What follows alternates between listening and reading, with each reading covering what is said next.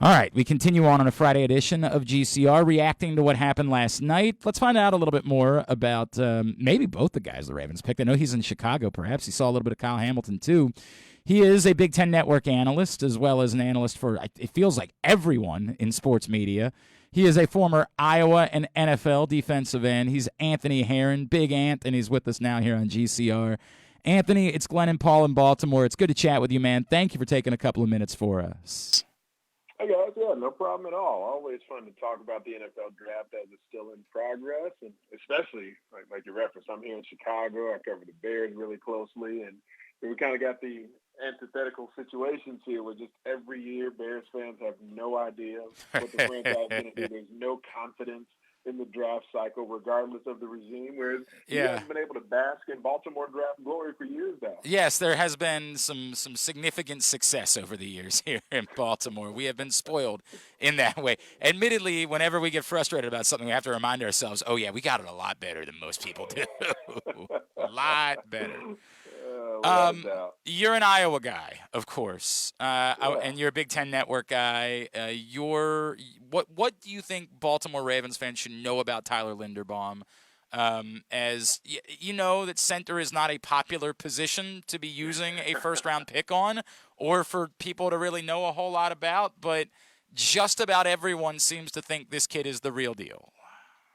He is. He definitively is. One thing that probably the only real concern that I found that I listed about Tyler Linderbaum in the recent weeks and months here, if anyone asked me about him related to the draft, was just because he had become sort of this folk hero as a center at Iowa. And there's, just YouTube highlights galore of him sprinting downfield and taking guys out, decleating guys at the line of scrimmage, finishing blocks. And, that can be something, especially because it's, center isn't a position that's normally popularized in that way. That, man, there's going to be sort of this harsh glare of expectation on Tyler Linderbaum if he gets drafted as high as some folks are talking about. There was some talk about, maybe he's going to be a top 10 pick because he's just this generational talent. And so, you know what, that's going to put a big spotlight on the level of dominance that can be really difficult to attain right off the bat as a center in the National Football League. I certainly have and continue to feel really strongly about the long-term prospects for his success, and certainly being drafted into that situation in Baltimore only enhances that confidence. But he's not one of these guys whose size will overwhelm anyone at the line of scrimmage. But he is one of the most athletic centers that we've seen in this generation of football. He can snap and pull out in space. He's a guy who can direct traffic pre-snap. He had a lot of those responsibilities at Iowa that he was tasked with in Kirk Ferentz's offense. And he does have some point of attack power as well. He just doesn't necessarily have the sheer girth to overwhelm people immediately off the snap. But he recovers as well as any center you can hope for. So, I mean, he's a guy who will, without a doubt, without a problem, be able to come in, be an immediate starter. And, he doesn't necessarily, in my opinion, project that well to any other spot on the offensive line. Like he'd play guard if he had to in a pinch, but he wouldn't be dominant there. But, I mean, as far as just a guy who's going to be a plug and play center for the next decade, I don't have any doubts that that's what you got. Do you, when we talk about the size, we're not used to seeing an offensive lineman listed at less than 300 pounds, like, at all. Is it relevant? Do we have too much data to say, no, we know it doesn't matter, and 296 is not all that different than 304 or whatever? Like, we're maybe overreacting to a number just because it happens to be somewhat south of the number 300.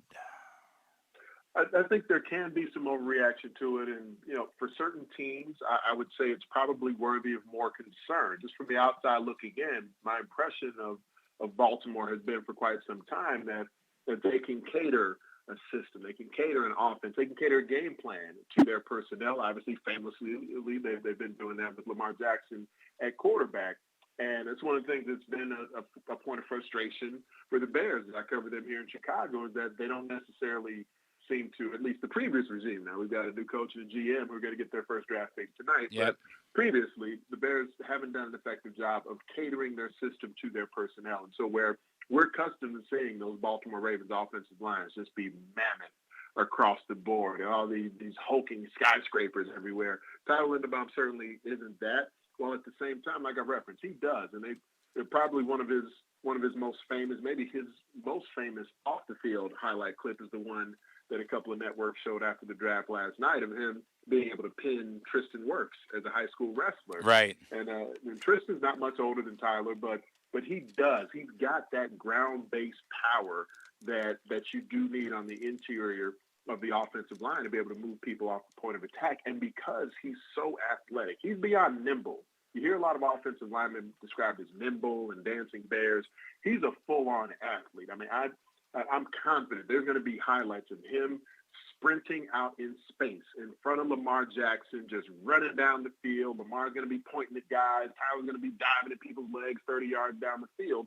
That's going to be fun to watch. And so it'll be a new look, I think, sort of rushing attack for the Ravens, because there's going to be the ability to utilize their center in a way where they can have him not only be a part of the run game at the second level, but even the third. And he's just a rare athlete in that regard. So that's going to make up for some of that lack of girth. You're making a lot of friends in Baltimore this morning, Anthony Herron. We like the sounds of that. Because this is what we know they're going to do. They're gonna run. That's what a Greg Roman offense is. And you know, if he's that road grader type, and everything about that sounds like it works. Like it really checks off a lot of boxes the way you're describing him. He's Anthony Herron. He's with us here on GCR. Anthony, I referenced, you being out in Chicago. Did you watch much Notre Dame? Do you know a lot about Kyle Hamilton? I did, yeah. He's a well, one. I mean, from my understanding, the Ravens didn't necessarily even need Kyle Hamilton. No. It was just there's just sort of this approach that seems to have worked over the years. And, Picasso's been making that work now too, taking over for Ozzie, but he's going to take the best player. And Kyle Hamilton was a guy who his testing numbers are the reason he dropped out of the top 10.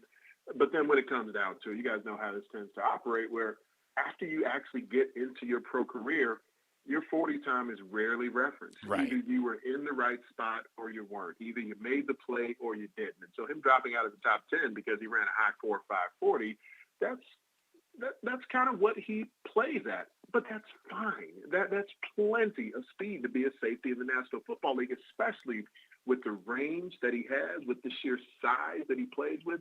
He's a bit of a long strider, but that's okay, because that's a part of the reason. When he anticipates it, and watch him as he gets on the field for you guys, watch the way as the ball's in flight that he tracks it, and it's a beeline. He's not one of these guys that kind of like a confused center fielder for the Orioles takes like this circuitous route, not sure where the ball's going to go. He tracks the ball like a wide receiver and has got outstanding ball skills to make a play when he gets there.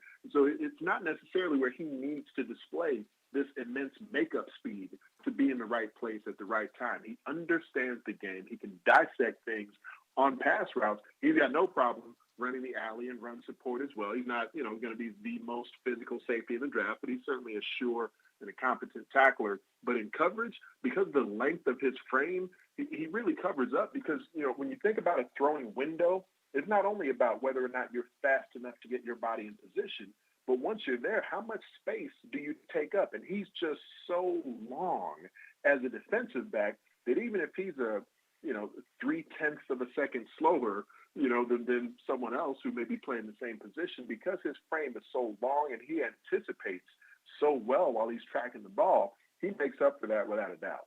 I remember Anquan Bolden didn't run a great 40 either once upon a time. Yeah.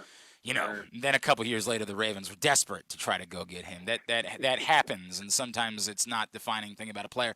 Again, with you on everything you say, and I think what's interesting about it is, I think he could genuinely be, this hybrid safety type, this Mike linebacker type that we've sort of, drooled over watching. I remember a couple years ago, and I was ready for the Ravens to move all the way up to get Isaiah Simmons, because I'm like, that's the guy. That's what an NFL defender looks like. And I know Isaiah Simmons hasn't necessarily panned out yet that way, but we were in love with Derwin James once upon a time, and lament the fact the Ravens took Hayden Hurst instead in that first round. I genuinely get the feeling that Kyle Hamilton can be that type of unique 2022 NFL hybrid player. He can, and it'll really be about how frequently he's deployed in any one spot, because for him, his best position will be as that center fielder, that safety position there, but playing in and around the line of scrimmage, not necessarily on rundowns per se, Right. but, when you're in, and the NFL has so much of their sub packages involved now to be in what we, traditionally have thought of as nickel and dime personnel, he will have a key role in that. So even though, Baltimore already feels set with perhaps they're starting two safeties, you're going to be in 5 DB sets so frequently, and he understands the game at such a high level. There's not going to be any issue with blown assignments, with missed assignments. He's not going to get a lot of MAs out there. And even with that, they'll be able to deploy him in a variety of spots that he understands. And I think the approach of knowing who these kids are, knowing who both Hamilton and Linderbaum are, and how schematically you deploy them early. Obviously, Tyler Linderbaum is going to be there snapping the ball every single snap. But even with Kyle Hamilton, how you get him onto the field and how you work him into your defense, the top 15 pick, does he need to be a day one starter? For a lot of teams, he would need to, but he's essentially a luxury pick for Baltimore. So he can be deployed within their defense. If everyone's healthy, he can be deployed in a variety of really unique and creative ways because he's got the skill, the acumen to be able to pick those things up. And he's been a playmaker at every level he's been at up until now. All right, Anthony Herron, before I let you go, there are 3. The Ravens still have a needed edge rush, and there are 3 Big Ten edge rushers that are all sitting very near the top of the board of what's available going into day 2. And I just want to get your thoughts on who of this group, and it's different ways, right? Because one, of course, is David Ajabo, and he's not going to be a guy that's going to help you in week 1 of this NFL season, but he's still quite relevant. So Ajabo, of course, Boye Mafe from Minnesota, and Arnold Ebiketie from Penn State. And what you've seen of those guys, the two that could those other 2 really be impact players immediately on week 1 of an NFL season? And then how do you measure the value of what David Ajabo could be whenever he's becomes available in terms of what maybe you might want to see a team do early in round 2? Well, because, and it's an outstanding observation on Ajabo, because of the fact that his injury is essentially going to have him redshirt for a lot of his rookie year, I do think that he's in a difficult spot. And teams, someone's going to draft him tonight, but it's going to be a difficult spot that they're going to be in because of the fact that he hasn't even played football very long. And so he was going to be a developmental pick anyway, with immense skill, with immense pass rushing ability, but he's still figuring that aspect of his game out, and he's not an adequate run defender yet. So really, it was going to have to be to sort of pencil him in as a sort of backup situational pass rush specialist who can affect the game at a high level right off the bat with that, and then hopefully develop year over year into a guy who you can count on snap in and snap out. So now his development arc is going to be set back that much further. And he's going to eventually become a quality pro. But if you're losing the first couple of years and, if you're not going to have the opportunity now, he's not a first-round pick at that fifth-year option either, then are you sort of losing not only the first season, but maybe when you factor in getting him back on the field and just sort of teaching him football, especially at the NFL level, you could potentially be 2 years in before you're really maximizing David Ajabo. So the Ravens may be a team who's able to, just because of the way that their culture sustains, and they're going to win at a high level regardless. So maybe redshirting a player who needs some extra snaps anyway, if it is at least a year or maybe 2 years before you're really getting a productive David Ajabo, maybe the Ravens are the type of team that can sustain that. But that's sort of how I see his game at the moment. Obviously not his rookie year, and I'm not confident you were going to get a lot out of his rookie year either, aside from specifically what I referenced. But then even going beyond that, he's really green as a football player, but a whole lot of upside that I think a lot of folks saw while he was at Michigan. Now, Boye Mafe is a player who I really think is really intriguing because he's coming out of a Minnesota program that isn't known for putting great defenders top to bottom into the National Football League, but people are starting to realize that P.J. Fleck, for the flash and the catchphrases and everything else, that he's really kind of a meat and potatoes guy with his approach to football.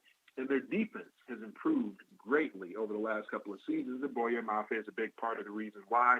I'm glad he tested really well at the combine. So he's someone who, the film showed up in testing numbers also. An outstanding pass rusher, really tough guy. And, I could see him projecting as someone either with his hand in the dirt or, being sort of a third down outside linebacker, 2-point stance, sort of rush in player. He's got that type of nimble nature to him. Arnold Ebiketie is pretty much a hand in the dirt sort of guy as far as where he's most effective. He transferred into Penn State this past season. He's got more of a traditional, four-man front defensive end. The manner of play, the build, the movement skills are all more your traditional defensive end type. But I do believe he'll get drafted tonight, probably early, somewhere in the second round. And someone's going to be really pleased when they get there because they're going to get a guy who can play at a high level on all three downs. I like the sounds of it. Anthony Herron, you've been so good with your time this morning, my friend. What can I plug for you? Oh, well, I'm, a lot of my stuff I do this part of the year is in Chicago on the radio, but also I do Sirius XM Big Ten Radio Monday through Friday mornings. From 7 to 10 a.m. Central, 8 to 11 a.m. Eastern. I took this morning off. Man, we got lucky. We got lucky. I took this morning off. I have some additional Bears responsibilities on the radio later today and tomorrow, so I was kind of taking this morning with the family. But you can find me on Twitter at Big Ant Hair. That's where I usually plug my stuff. At Big Ant Hair, and give him a follow there. Anthony, seriously, thank you for taking the time for us this morning, man. This was great information. Appreciate you doing it. Would love to catch up with you again down the road, all right? Hopefully next time we talk, I won't be so jealous of the Bears being awful in the draft and the Ravens being outstanding every year. I got a bad feeling that it might not be the case.